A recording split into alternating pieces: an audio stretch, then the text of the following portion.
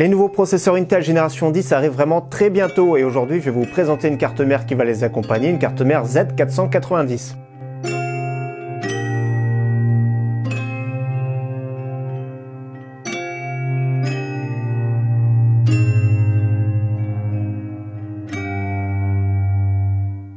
Salut tout le monde, c'est Flo, j'espère que vous avez la forme. Et oui, une carte mère aujourd'hui que je vais vous présenter de la gamme Asus, donc une Z490, la gamme TUF, donc une gamme qui est vraiment destinée pour nous les gamers, donc la Asus TUF Gaming Z490 Plus, et également comme on a vu sur les X570, donc version Wi-Fi et version non Wi-Fi. Donc je vais faire le déballage, je vais vous le présenter, j'ai pas ouvert la boîte, donc j'ai envie de découvrir ça avec vous.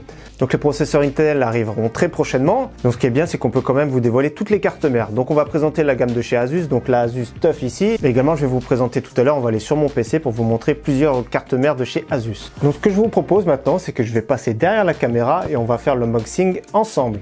Donc voilà, la petite boîte sympathique, on connaît bien cette gamme maintenant de chez Asus, Asus TUF Gaming, donc Z490 Plus Wi-Fi. Donc je vais la déballer, on va voir à quoi elle ressemble. Donc c'est une carte mère ATX ici. Donc l'antenne Wi-Fi ici avec les deux vis qui vont se fixer directement derrière la carte mère. Ici le petit support en plus. Donc à l'intérieur un petit support pour un petit ventilateur. Deux câbles SATA du classique, les petites vis pour le M.2. La petite plaque IO Shield TUF Gaming, elle est vraiment sympathique. Et comme d'habitude le manuel, les pilotes et le petit autocollant TUF Gaming. Donc voilà ici présentation du nouveau socket de chez Intel, le socket 1200, il y a plus de pins. Je pense que vraiment parce qu'il y a un nouveau processeur avec plus de cœurs qui vont arriver, donc c'est un peu normal. On va commencer par parler des ports M.2, donc il y en a deux ici. Malheureusement pas câblés sur du PCI Express 4.0, après c'est pas dérangeant en soi, les débits sont supérieurs, mais c'est pas un problème encore. Ça va venir je pense pour la prochaine génération de chez Intel. Donc deux ports M.2, les prises ventilateurs, donc il y en a une ici. Donc ça fait 5 prises ventilateurs, c'est vraiment très très bien. Le slot de RAM ici, il y en a 4, donc ça c'est du classique, on retrouve à peu près ça. Les étages d'alimentation, là c'est blindé d'étages d'alimentation comme vous voyez. Ça fait 10 plus 6, ça fait 16 étages d'alimentation. Je vous montre également l'alimentation ici pour le processeur. Donc il y a un 8 pins plus un 4 pins. Donc là, comme pour les cartes mères X570, c'est parce que les processeurs sont de plus en plus gourmands, plus en plus de cœurs, donc ils consomment beaucoup plus. Donc c'est pour fournir un peu plus de puissance. Donc je vous conseille si vous overclockez de rajouter le branchement ici, mais c'est vraiment pas obligatoire. Vous pouvez tourner sans problème avec le 8 pins. Alors contrairement à son concurrent de chez AMD, il n'y a pas de ventilateur ici sur le chipset. Autrement au niveau des prises SATA, il y a vraiment ce qu'il faut. J'aime bien aussi cette petite découpe qu'on retrouve de plus en plus ici chez Asus, surtout la gamme TUF. Également pour le RGB, on va regarder ce qui se présente. Donc RGB ici déjà, on commence par voir c'est l'adressable RGB, donc c'est marqué Add Génération 2. Donc quand il y a une petite découpe ici, c'est du 5 volts, c'est-à-dire que c'est tout ce qui est adressable RGB. Au niveau prise RGB classique ici, c'est du 12 volts, donc avec les 4 pins. Et également ici une autre prise justement RGB 12 volts. Deux emplacements PCI Express 16 fois pour les cartes graphiques, même si je recommande fortement de mettre qu'une seule carte graphique maintenant. Au niveau de la carte son ici, c'est du Realtek S1200A, donc un chipset haut de gamme. Donc il n'y aura vraiment pas de souci pour l'audio. Très bonne qualité audio en général. De toute façon, de plus en plus maintenant, les cartes son sont vraiment au top. C'est bien isolé en plus de ça, donc il n'y a vraiment pas de souci. Donc à l'arrière maintenant, comme vous voyez ici, c'est pour brancher la carte Wi-Fi. Les branchements audio ici, pas de souci. L'USB, il y a combien de ports? Donc il y a 4 ports USB. Un port USB type C, le câble Ethernet, donc il y a tout ce qu'il faut, la petite encoche ici. Dommage que la plaque IO Shield ne soit pas présente. Moi je préfère normalement quand la plaque IO Shield est directement dessus. Alors le socket, il y a marqué TUF Gaming, c'est vraiment sympathique. Je vais le déverrouiller. Donc voilà, c'est le nouveau socket 1200, un tout petit peu plus de pins pour fournir plus de courant je pense. Donc comme d'habitude chez Asus, top finition, top assemblage, les condensateurs sont vraiment à chaque fois bien alignés. Donc il n'y a vraiment pas grand chose à reprocher. Au niveau du prix, le tarif n'est pas annoncé en général, mais les prix seront légèrement supérieurs que les Z390. Donc tarif, on va dire, milieu de gamme, surtout pour la gamme TUF. Donc je reverrouille ça tranquillement. Donc maintenant ce que je vous propose, c'est qu'on aille sur mon PC et qu'on retrouve les autres processeurs de la gamme de chez Asus. Deux précisions avant de commencer, c'est que le Wi-Fi qui est intégré maintenant aux cartes mères de chez Asus, ça va être le Wi-Fi 6, donc 6e génération, donc c'est la norme AX, la Wi-Fi 5 c'était la norme AC avec une meilleure portée, donc le Wi-Fi 6, c'est vraiment très très bien. Deuxième précision, c'est que Asus a développé une intelligence artificielle pour ses cartes mères, donc ça va être très bien pour ajuster en temps réel les paramètres. Donc que ce soit les paramètres réseau, les paramètres d'overclocking et les paramètres des ventilateurs. Donc tout ce qui est réseau, par exemple, si vous êtes en jeu, il y a un téléchargement qui se fait, ça peut couper le téléchargement pour mettre la priorité au jeu. Pour ce qui est de l'intelligence artificielle au niveau de l'overclocking, ça va être vraiment très proche de ce qu'on peut faire avec un overclocking manuel. Donc ça va analyser vraiment les performances de votre système pour faire au mieux. Et troisième intelligence artificielle, c'est avec tout ce qui est refroidissement. Donc au lieu d'avoir des courbes de refroidissement par palier, le refroidissement se fera vraiment au mieux en analysant également votre système. Donc c'est l'intelligence artificielle, c'est une exclusivité de chez Asus pour cette gamme Z490 et sûrement qu'on le verra plus tard. Donc tout ce qui est Asus ROG, tout ce qui est de la gamme ROG, il y aura ces trois intelligences artificielles. Donc je vous ai présenté en détail la TUF et maintenant je vais faire le tour un peu de toutes les cartes mères qui vont arriver en Z490. Donc on attaque avec la gamme ROG, donc la gamme Maximus 12. Donc ici c'est le modèle extrême. Comme vous voyez c'est super joli, donc trois intelligences artificielles, le Wi-Fi 6. Donc très belle carte mère, je vous laisse juger, mais elles sont vraiment magnifiques. Le prix, je les connais pas, mais voilà, elle est très jolie. Autre visuel de la version extrême qui est vraiment super jolie, avec le petit logo ici ROG. Et la version extrême, vous avez vu à l'arrière, cette petite backplate est vraiment sympathique.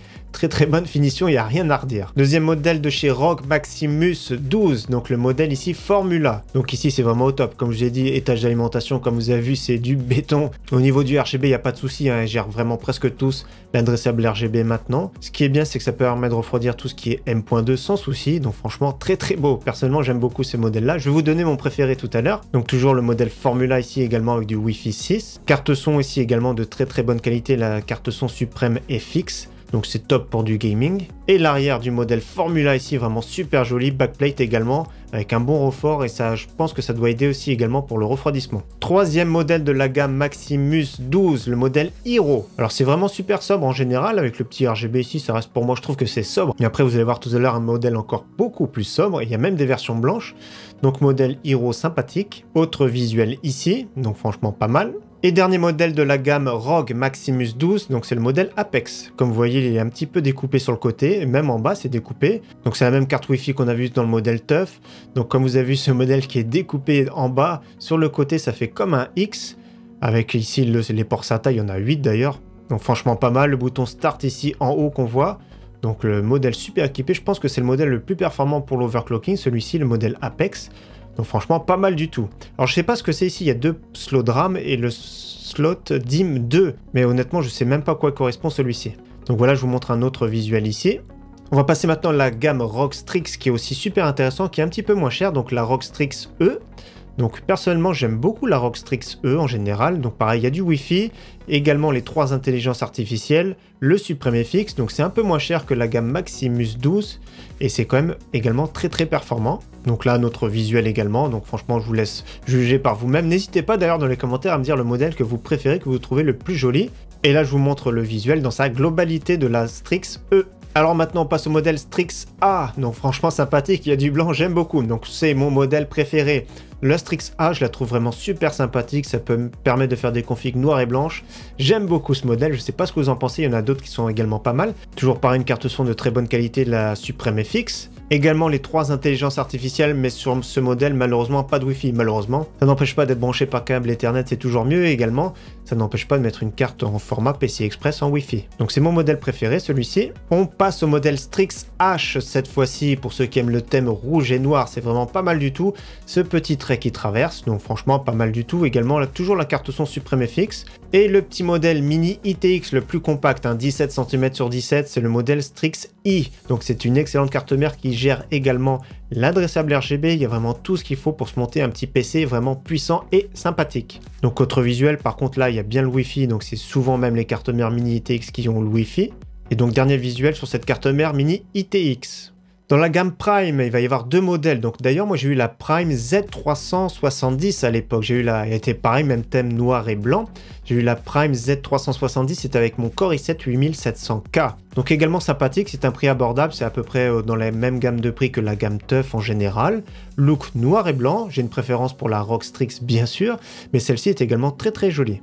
Donc deuxième visuel aussi également, il n'a pas de Wi-Fi, la carte son de bonne qualité, ça y est vraiment pas de souci. C'est à peu près du même niveau que la gamme TUF on va dire. Modèle qui sera sans doute plus économique, c'est la Prime Z490, le modèle V. Donc celle-ci plus basique, ça n'empêche que ça peut accueillir sans problème les Core i9, qui sera très performant, c'est du format ATX également, donc voilà, pas mal du tout. Modèle plus réservé aux professionnels avec un modèle vraiment super sobre que j'aime beaucoup, le modèle ProArt Z490 Creator 10G. Un nom à rallonge d'ailleurs, je vais zoomer un petit peu. Donc voilà ce modèle vraiment super sobre, franchement super classe, j'aime beaucoup. ProArt, franchement il y a de quoi se monter une petite configuration super propre, super toute noire, toute basique, mais qui rend super bien. Donc voilà, beau petit modèle, je sais pas ce que vous en pensez, mais moi j'aime beaucoup cette sobriété. Dommage qu'il n'y ait pas la plaque Yoshi ici noire intégrée, ça aurait été une petite touche en plus vraiment de toute beauté. Et on termine par un dernier modèle, c'est un micro ATX, cette fois-ci j'espère que le prix se tournera plutôt dans les 100-120 € maximum avec la Z490 M+, donc de la gamme Prime. Donc également 4 slots de RAM, ça c'est bien parce qu'ils auraient pu en mettre que 2. Il y a tout ce qu'il faut, c'est pour se monter des configurations vraiment plus abordables. Après au niveau performance, on n'a pas toute l'intelligence artificielle je pense, après c'est à confirmer bien sûr, mais c'est un petit modèle sympathique. Donc voilà, petit modèle plus abordable, ça peut être top par exemple avec un Core i5 ou alors un petit Core i3. Mais pour ça, il y aura quand même les nouvelles cartes graphiques avec le chipset B qui sortiront je sais pas quand, peut-être en même temps, mais ça c'est à confirmer. Donc voilà pour la vidéo présentation de toute cette gamme de chez Asus Z490. Donc j'espère prochainement pouvoir faire un test des nouveaux processeurs de chez Intel, donc de 10e génération je le rappelle. En tout cas merci à tous, à très bientôt. Ciao, bye.